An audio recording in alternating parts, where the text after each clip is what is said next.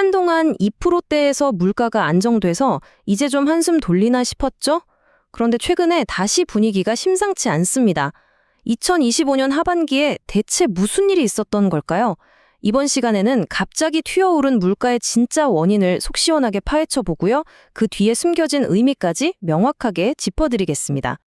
그래서 오늘 우리는 이 질문에 답하기 위해 총 5단계로 한번 파고들어 볼 겁니다. 먼저 물가가 얼마나 올랐는지 사실부터 확인하고 그 주범이 누군지 찾아볼 거고요. 그러고 나서 진짜 중요한 기저의 흐름은 어떤지, 앞으로의 전망은 밝은지, 또 우리가 놓치고 있는 변수는 없는지 차근차근 살펴보겠습니다. 자, 그럼 첫 번째 이야기부터 시작해볼까요? 다 잡은 줄 알았던 물가, 왜 다시 고개를 들었을까요? 네, 바로 이 숫자입니다. 2.4%. 한동안 2% 목표치 근처에서 잘 관리되나 싶더니 2025년 10월과 11월에 2달 연속으로 2.4%를 딱 찍으면서 시장을 긴장시켰습니다. 이건 정말 다들 예상하지 못했던 숫자였죠. 그럼 여기서 오늘의 핵심 질문이 나옵니다.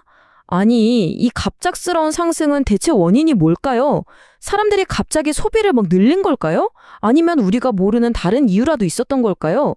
지금부터 그 속을 한번 제대로 들여다보겠습니다. 자, 두 번째 단계입니다. 저 2.4%라는 숫자 뒤에 숨어 있는 진짜 이야기를 한번 찾아보죠. 도대체 무엇이 이 숫자를 만든 걸까요? 바로 이 그래프에 해답이 있습니다. 여기서 정말 놀라운 점은요. 이번 물가 상승이 경제 전반의 문제가 아니었다는 거예요. 보시는 것처럼 범위는 아주 명확했습니다. 바로 농산물, 그리고 석유류. 이 두 가지 품목이 물가를 열심히 끌어올리는 동안 서비스 물가는 오히려 안정에 기여를 했죠. 그렇다면 이 두 품목의 가격은 왜 갑자기 올랐을까요? 이유는 아주 간단합니다. 바로 공급 문제였어요. 궂은 날씨가 농산물 공급을 막았고 원화 가치가 떨어지면서 수입해야 하는 원유 가격이 비싸진 거죠. 그러니까 우리가 물건을 더 사서가 아니라 팔 물건이 줄거나 비싸져서 생긴 문제였다는 겁니다. 자, 이제 한 걸음 뒤로 물러나서 더 큰 그림을 한번 보겠습니다. 이런 일시적인 충격 말고요. 우리 경제의 진짜 체력, 그러니까 그 기저에 흐르는 물가의 흐름은 어땠을까요? 바로 근원 물가 이야기입니다. 경제학자들이 왜 이렇게 근원 물가를 중요하게 볼까요? 이건 마치 사람의 기초 체력 같은 거예요. 일시적인 감기 증상, 그러니까 식료품이나 에너지 가격 변동 같은 걸 싹 걷어내고 경제의 근본적인 인플레이션 압력이 어떤지를 보여주기 때문이죠.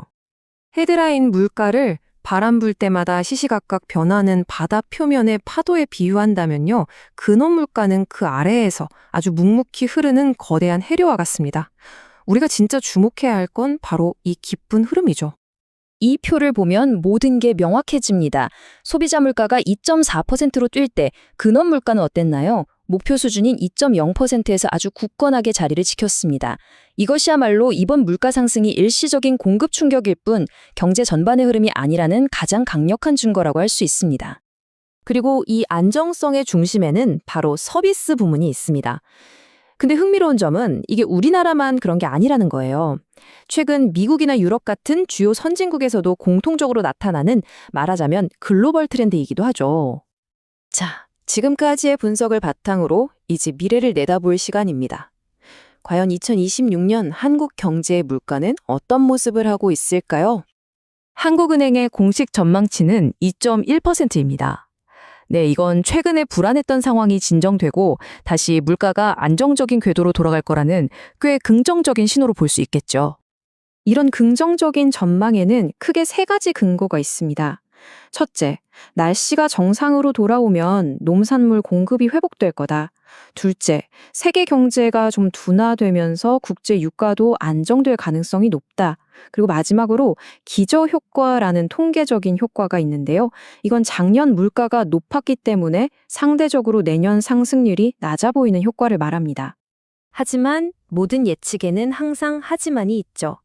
이 안정적인 전망을 한순간에 뒤흔들 수 있는 가장 큰 위험 요인, 일종의 와일드카드를 지금부터 살펴보겠습니다.